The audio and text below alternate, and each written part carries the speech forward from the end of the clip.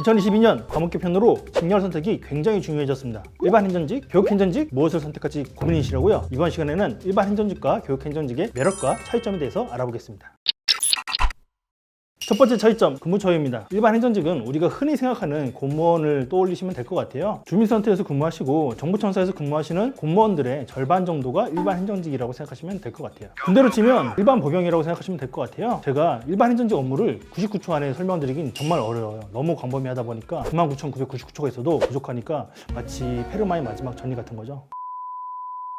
교육행정직도 우리의 학창시절을 떠올리시면 될 것 같아요. 여러분들이 뭐 행정실 같은 데 가보시면 거기서 일하시는 분들 계시잖아요. 그분들이 교육행정직 공무원이라고 생각하시면 될 것 같습니다. 이 교육행정직에 합격을 하면 교육청이나 교육지원청, 초중고, 공립학교 이런 데서 이제 근무를 하시게 돼요. 그냥 단순하게 이렇게 생각하시면 될 것 같아요. 일반 행정직은 주민센터나 정부청사에서 일하는 사무직 공무원, 교육행정직은 교육청이나 학교에서 근무하는 사무직 공무원. 두 번째 차이점은 지방직의 채용 기간입니다. 교육행정직에 관심이 많은 수험생들이 매년 초 지방직 공고문을 뜨면 한번 보게 돼요. 올해 몇 명을 뽑지? 그래서 공고문을 봐요. 근데 아무리 살펴봐도 교육행정직이 없습니다.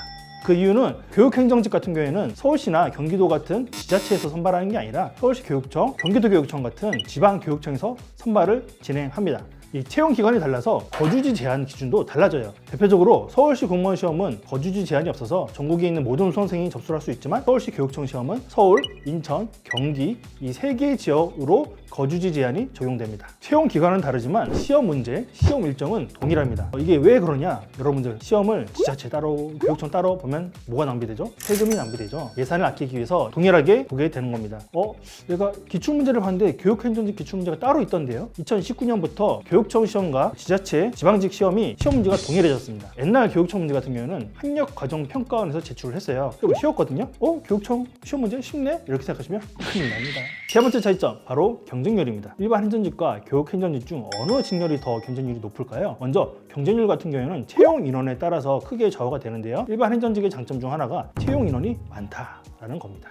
국가직의 경우 일반 행정직은 올해 1227명을 선발했지만 교육 행정직은 단 51명 선발에 그쳤습니다. 그래서 국가직 교육 행정직 같은 경우에는 여러분들이 평균 90점 맞아도 합격을 장담할 수 없어요. 거의 100점 맞아야 됩니다. 지방직에서도 일반 행정직과 교육 행정직 채용 인원은 차이가 있는데요. 일반 모집 기준으로 올해 지방직 일반 행정직의 선발 인원은 8,216명이고요. 교육 행정직 일반 모집의 선발 인원은 2,286명입니다. 다만 일반 행정직의 채용 인원이 많다는 게 장점이 아닐 수도 있어요. 이게 무슨 헛소리냐라고 생각할 수 있는데 제가 옛날에 일반 행정직에 많은 인원을 지원하는 이유에 대해서 이 영상으로 설명을 드린 바 있습니다. 워낙 많은 인원이 선발하고 많은 인원이 지원하기 때문에 경쟁률이 만만치가 않아요.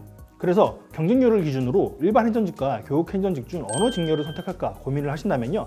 국가직 같은 경우에는 일반 행정직이 교육 행정직보다 유리하고 지방직 같은 경우에는 광역 모집은 일반 행정, 교육 행정 비슷비슷하고 시군 모집 같은 경우에는 도심지가 아닌 일부 외곽 지역은 일반 행정직이 교육 행정직보다 훨씬 유리합니다. 일반 행정직이 대체로 교육 행정직에 비해서 유리하긴 한데 경쟁률을 비교를 하면 사실 두 개 직렬은 큰 차이가 없습니다. 둘 다 빡세요. 이번에는 교육행정직 업무의 장단점에 대해서 살펴보겠습니다. 경쟁률이 비슷하면 결국에는 교육행정직이 하는 일이 뭔지 살펴보시고 결정을 하시면 좋을 것 같아요. 퇴근 시간이 4시 반이에요. 물론 본청이나 지원청에서 근무하면 근무 시간이 좀 다를 수 있지만 대개 학교에서 여러분들이 근무하시면 4시 반이면 퇴근하시면 됩니다. 너무 부러워서 저도 4시 반에 퇴근하고 싶어요. 집에 좀 보내주세요. 그리고 또 다른 장점 하나가 교육행정직은 민원 업무가 상대적으로 적습니다. 물론 근무처에 따라서 좀 다를 수 있지만 일반 행정직에 비해서는 훨씬 적다고 할 수 있어요. 여러분들 주민센터 가시면 민원인들 흔히 많이 보시죠? 그분들 뭐라고 하시죠? 공무원이 이것도 못해줘? 내 돈 주고 너희들 월급 받는 거잖아? 이런 식으로 항의하잖아요. 학교에서는 그런 일이 별로 없겠죠. 다만 빠른 퇴근에는 대가가 따르기 마련입니다. 상대적으로 교육행정직은 일반 행정직에 비해서 수당이 좀 적을 수 있습니다. 물론 일반 행정직도 지역마다, 부처마다 수당이나 입지 포인트가 다를 수 있는데 교육행정직이 일반적으로 일반 행정직에 비해서는 조금 수당이 적다 이렇게 보시면 될 것 같아요. 그런데 공무원 월급 다 박봉 아닙니까? 전부 힘들어요. 지금까지 일반 행정직과 교육 행정직에 대해서 대충 살펴봤는데요. 2022년부터는 일반 행정직은 반드시 행정법 총론과 행정학 개론을 공부하셔야 되고 교육 행정직은 교육학 개론과 행정법 총론을 공부를 하셔야 됩니다.